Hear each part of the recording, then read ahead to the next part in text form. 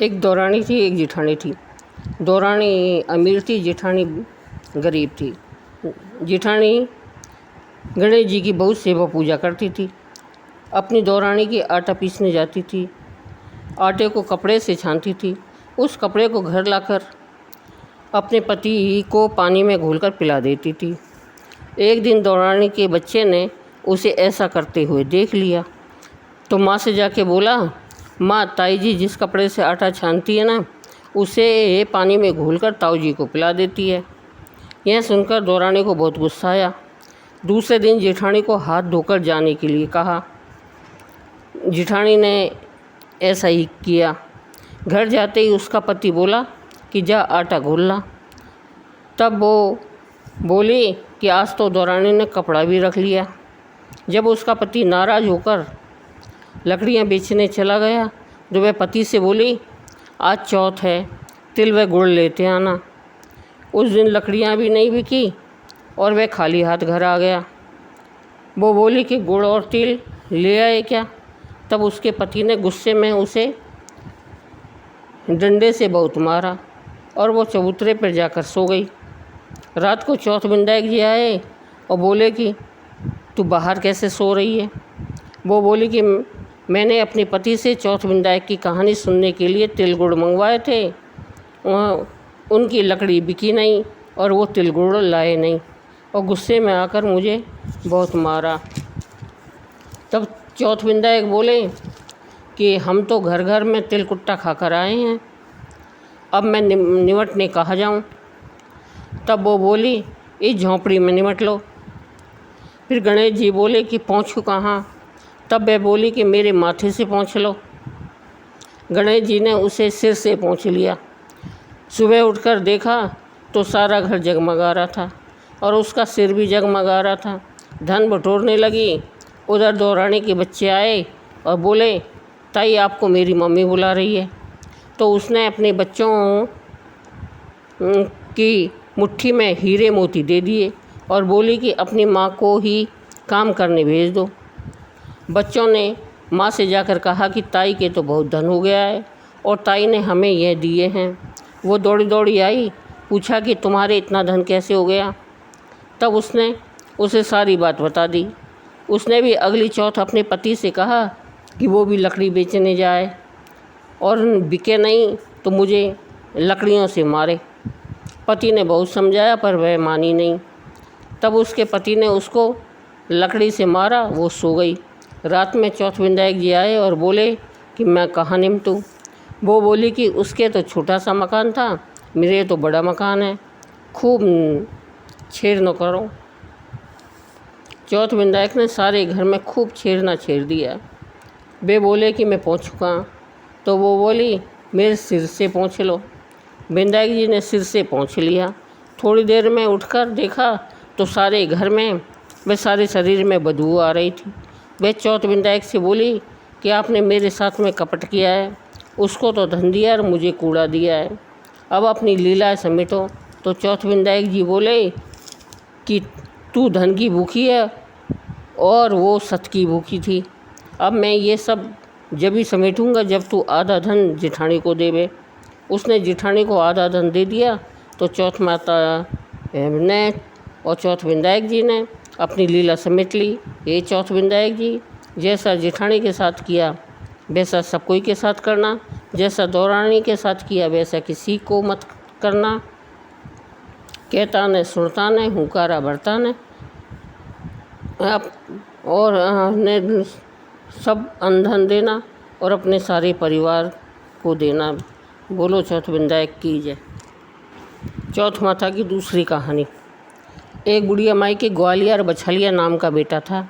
बुढ़िया माई बेटे के लिए 12 महीनों की 12 चौथ करती थी।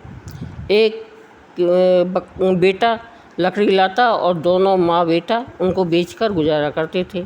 बुढ़िया माई रोज़ाना लकड़ी में से 2 लकड़ी रख लेती और चौथ के दिन बेटे से छुपकर सामान लाती और 5 पुआ बनाती। एक पुआ गणेश जी को, एक पुआ चौथ माता को चढ़ाती, एक ब्राह्मण को देती, एक आप खाती और एक बेटे को खिलाती। एक दिन चौथ माता के दिन बेटा अपनी पड़ोसन के घर गया और वो पुआ बना रही थी। जब उसने पूछा कि आज क्या है जो पुए बना रखे हैं, तब वो बोली, मैंने तो आज ही पुए बनाए हैं, तेरी माँ तो चारों चौथों को पुआ बनाती है। उसने जाकर माँ से पूछा, माँ तुम रोज़ पुए बनाती हो? मैं इतनी मेहनत से कमाता हूँ। बुढ़िया माई बोली, मैं तो चौथ माता का व्रत करती हूँ। वो बोला कि तू मुझे रख ले या चौथ माता को ही रख ले। बुढ़िया माई बोली, मैं तो तेरे लिए ही चौथ करती हूँ, सो मैं तुझे छोड़ सकती हूँ पर चौथ माता को नहीं छोड़ सकती। तो जब बेटा घर से जाने लगा तो बुढ़िया माई बोली, तू जा रहा है तो मेरे हाथ में से ये आँखें ले जा, जहाँ संकट आए वहीं पूर देना।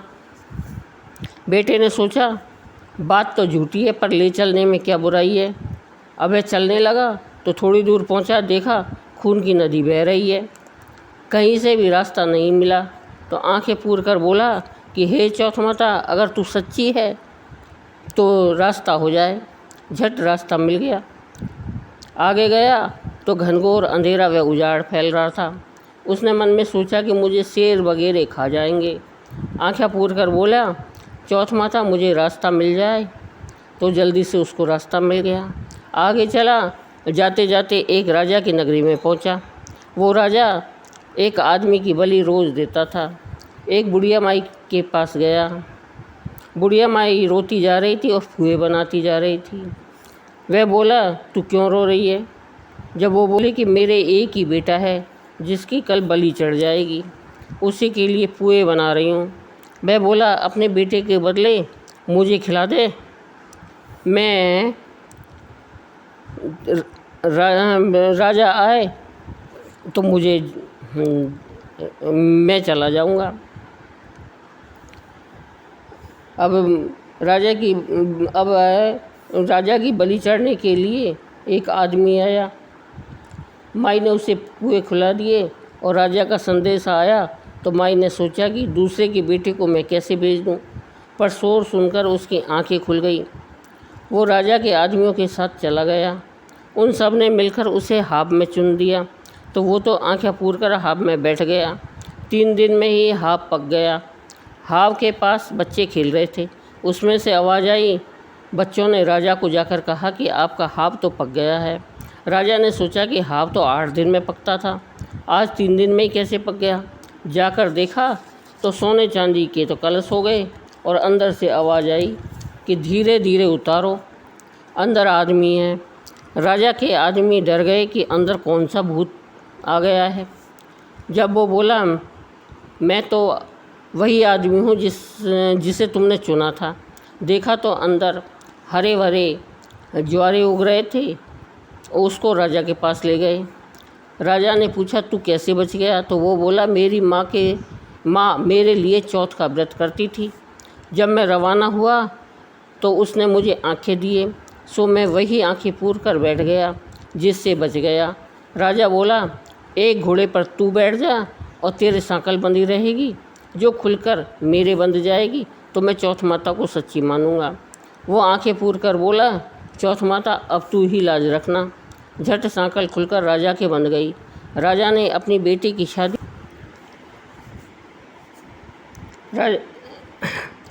उसके साथ कर दी और खूब धन देकर विदा किया।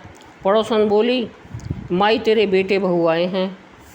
छत पर चढ़कर देखा तो सचमुच में बेटे बहू आ रहे थे। हे चौथ माता, जैसे तू बुढ़िया माई और उसके बेटे पर टूटी, वैसे ही सब पर टूटना।